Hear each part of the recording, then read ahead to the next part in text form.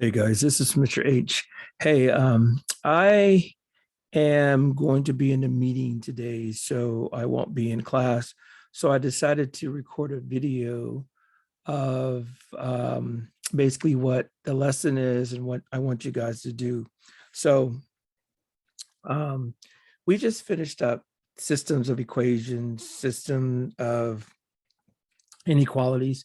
And so we're moving on now to quadratic functions. So we're moving, and this is going to be the last big topic that we have before we actually start the review. But we're going to quadratic functions. We moved from linear functions and system of equations and inequalities.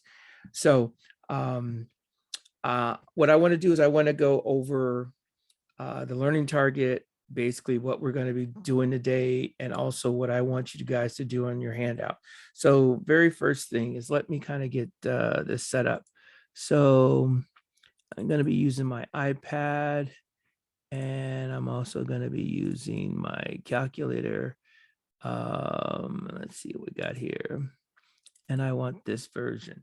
All right, so what I'm going to do is let me start with the learning target.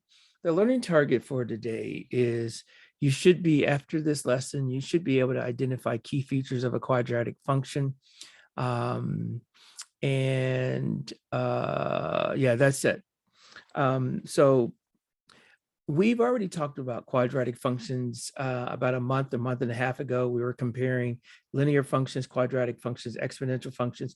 This week, next week, we're going to be talking about quadratic functions. And particularly what we're doing today, we've got a 20,000 foot view. What we want to do is we want to be able to look at a quadratic or parabola, which is the graph of a quadratic. And we need to be able to identify a couple key features. And I'm going to point them out. First thing, we should be able to identify what the y-intercept is, just like we were able to do for linear functions. We should also be able to identify x-intercepts, basically where the graph crosses the x-axis. The y-intercept is where the graph crosses the y-axis. The x-intercept is where the graph crosses the x-axis. Now, not every quadratic is going to have an x-intercept. Let me say that again. Not every quadratic is going to have an x-intercept. Most of the graphs that we deal with, most of the quadratics that we deal with will have x-intercepts, but not all of them. All right. The other feature that we need to know is the vertex. And vertex is basically just the minimum or the maximum of the quadratic. In this case, since we have a kind of a U-shaped, it's going to be a minimum, and the vertex is a minimum. Now, the only other thing that we need is the axis of symmetry. And the axis of symmetry is basically just essentially the line that splits a parabola perfectly in half. Now, if they ask you for the equation of the axis of symmetry, it's going to be x equals some number, okay? And it's going to be the x coordinate of the vertex. So whatever the coordinate of the vertex is, the x value is going to be the axis of symmetry. Okay, so now what we're going to be doing today is we're going to be looking at quadratic functions, and we are going to be plotting those quadratic functions onto graph paper.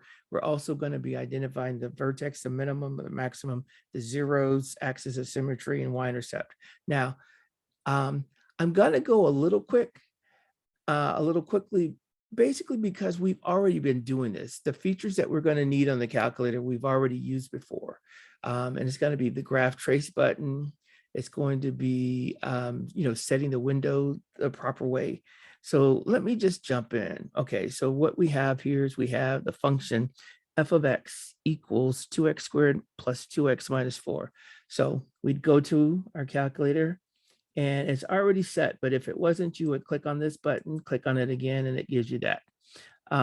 You can see it's already set for functions, but if it wasn't set for functions, we could put it into the function mode by going menu and then 31 will give us the functions. All right. Now, so let me enter it. 2x squared plus 2x minus 4. All right, so press enter. That's our graph. Now what we need to do is basically we need to use our graph trace to find some of the key features.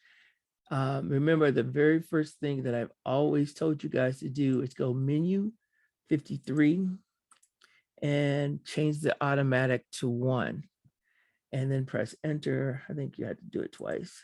Yep, so now that's set. And now we're just going to use the graph trace feature, which we've used 100 times before. So we're going to go menu 51. And you notice that it starts with the, let me see, it starts with the y-intercept. So it says the y-intercept is at 0 and -4. So that's what we're going to plot. 0 and -4, 1, 2, 3, 4. So that's the y-intercept. Now we're going to use the left and right arrow. So it says that the 0 is at 1, 0. So that's going to be here. And then let's go get a couple more points. Okay, the minimum is at a -0.5 and -4.5. We're not going to, well, that's the vertex. So that's what we need to put. So that's what we need to put in here, a -0.5, and the y coordinate is a -4.5. So that's our vertex. We can see, first of all, the calculator tells us that we have a minimum, but even if it didn't say that, we should be able to easily tell that it's a minimum. Next, we want the zeros. So we found one of the zeros. It's 1. We use a little bracket for the zeros. And then let's see what else we have. So we have another point. Now, when we were graphing linear functions, we really only needed 2 points. Sometimes we got 3, but for quadratics, we should try to find 3 to 5 points in order to graph it. So I'm gonna try to get about 3 or 5. So this is a -1, 4. So -1, 4 is going to be here. And then we have another 0 is at 2, 0. So I'm going to put that there. And then I know that my other 0 is a -2. In this case, this parabola has 2 zeros. So we included both of them. Now we're looking for the axis of symmetry. The axis of symmetry is basically the x coordinate of the vertex.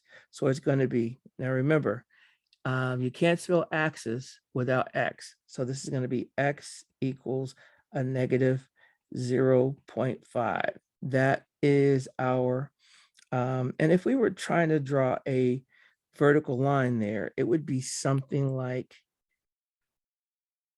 this. And we can see that that's between a -1 and 0. So that would be halfway. So now I need, actually, I think that's enough. So what I'm going to do is I'm basically going to try to draw my graph, my parabola. That's what I came up with. It's not bad, but it's, when you're trying to draw curves, it's much more difficult. So let me go through and make sure. What was the y-intercept? The y-intercept was 0 and -4. The axis of symmetry is -0.5. The zeros are at 1 and a -2. And we have a minimum, and we know the vertex. So that's basically what you guys are doing. I'm going to do one more, and then you guys can take it. All right, so this one is y equals a -x² plus 6x plus 7. This is a quadratic function, but instead of giving us the function notation, it just gives us y equals. We know how to do that. So first of all, let's get rid of this. So we're going to do menu 14 to get rid of the previous graph, press enter. And now what we're going to do is we are going to try to enter this function. Now, it wasn't given to us in function notation. So what we're going to do is we're going to delete the equal sign, go to relation, and then we're just going to key in what they've given us, y equals a -x² plus 6x plus 7. Press enter. All right, so that's what the quadratic looks like. So we can see that it has a maximum. Let's find some of the key features. So if we go menu 51, let's see where it starts us. Okay, it starts us at the y-intercept. So it says the y-intercept is at 0, 7. So let's plot that point. 0, 7, 1, 2, 3, 4, 5, 6, 7. All right, so that's where we landed. And then we need a couple more points. So let's go to the right. So that's 112. I don't have that. And that is 215. My graph is a little short, so I can't really put all those points on there, but I need to try. So it says that the maximum is 316. So I would say the vertex is at 316. And it's a maximum. And let's see what else we have. We got 6, 7. So 1, 2, 3, 4, 5, 6. All the way up. 1, 2, 3, 4, 5, 6, 7. All right, so we need some zeros. Let's put something here. All right, so we need the zeros. So if we keep going, see the 0 occurs at 7 zeros. So 1, 2, 3, 4, 5, 6, 7 right here.